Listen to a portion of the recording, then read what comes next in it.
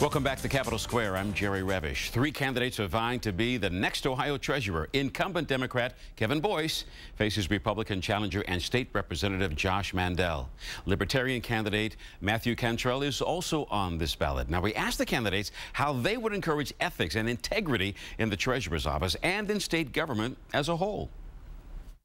Well, I think there's an opportunity to do some reform around public finance, and how we, what kind of contributions that treasurers can receive. I would like to advocate for a law that would not allow for treasurer candidates to accept money from people who have been convicted of pension fund fraud. There are a lot of people who are coming off of Wall Street today who've really been more part of the problem than they have been part of the solutions. And in order to, I think, clean some of that up, we've got to take them out of the system of contributions and take them out of our system of treasury work and really provide a more cleaner environment. And so one of the things I'd like to advocate for is more restrictions on the people who can actually give to treasury candidates. The other thing is, I think each candidate has to lead by example. They say that the best predictor of what you'll do in the future is what you've done in the past. And so we want to hold all candidates and elected officials accountable for their actions. How would you encourage ethics and integrity in the treasurer's office and state government as a whole? I'm 32 years old, and the way I was raised in my family and the way I was raised in the Marine Corps, standing on principle and standing with integrity means everything. I'm the grandson of a U.S. Army Air Corps veteran, and throughout my entire life, he has instilled in me and hammered into me, and unfortunately he's passed away now, and the Marine Corps instilled in me and hammered into me that heightened sense of integrity.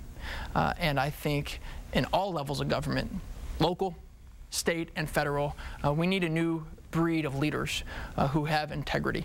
It runs in my blood. It's how I was raised. It's how I operate. It's how I am as a husband. It's how I am as a legislator. And it's how I will be a state treasurer. For me, operating with integrity and with principle means everything. Now, when it comes to ethics and integrity, actions may speak louder than words in this campaign. Attacks by both candidates have been strong against the other on the campaign trail and in campaign ads. Jim? Jerry, I don't even know where to start on this one. If we could have a nominee for the nastiest statewide campaign of the year, this would probably certainly win Jim and Julie. And I mean, here you have Kevin Boyce, the incumbent, who wasn't really elected to the office, who was appointed to it, so he's not run for it before. And then you have his Republican challenger, who is running seemingly on military and integrity, and yet he unleashed perhaps the most negative campaign ad of this cycle, showing a mosque and what have you, suggesting Boyce is Muslim, which is not true.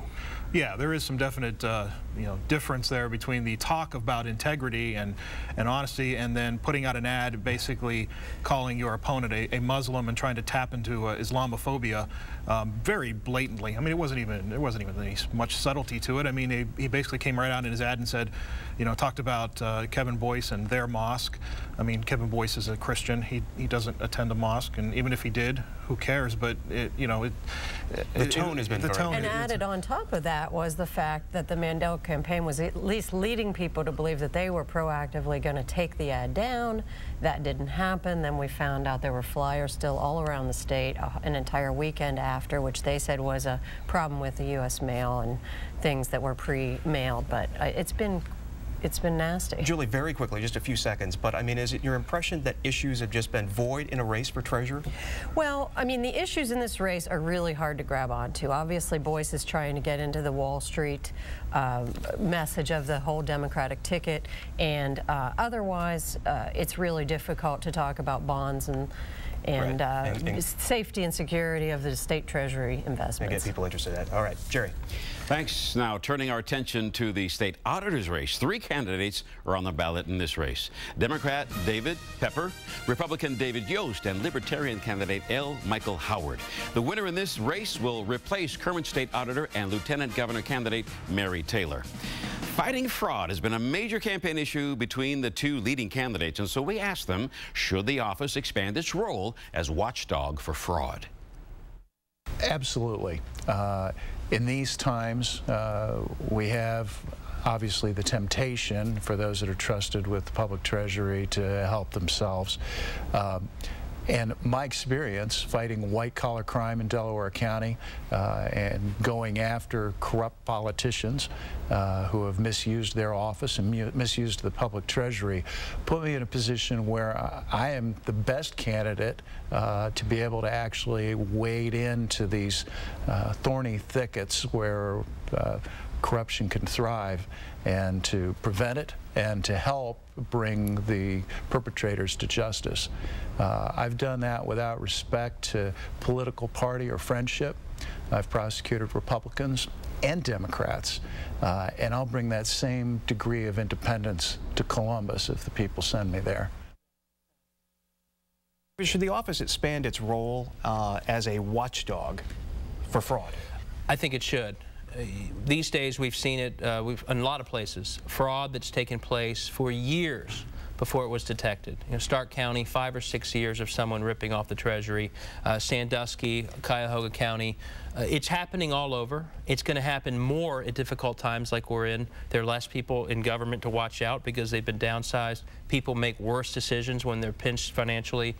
I think the auditor's office can do a lot more proactively. One, through the audits themselves to detect fraud, but equally importantly to work with governments across the state about how to find fraud before it happens, how to prevent it, and also how to spot the red flags earlier than 6 years down the line. So I plan to have a very aggressive agenda from day one, so the auditor is not allowing fraud to go on for years before you find out it's happening, but two, working with all these governments to prevent it from happening in the first place by putting out the best practices and making sure people are aware of the red flags.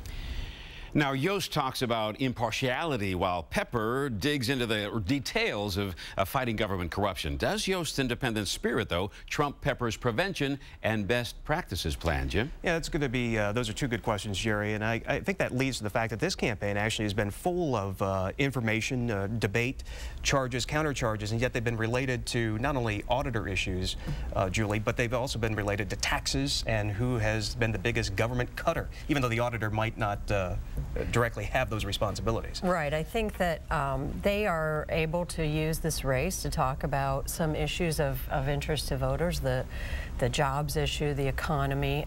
We have a sitting auditor who has done a lot of work on this issue as the only Republican in statewide office right now. She's been out front, sort of, and it's the kind of office that, you know, sort of runs without, almost without the state auditor, because there's so much that goes on and that's required. Right.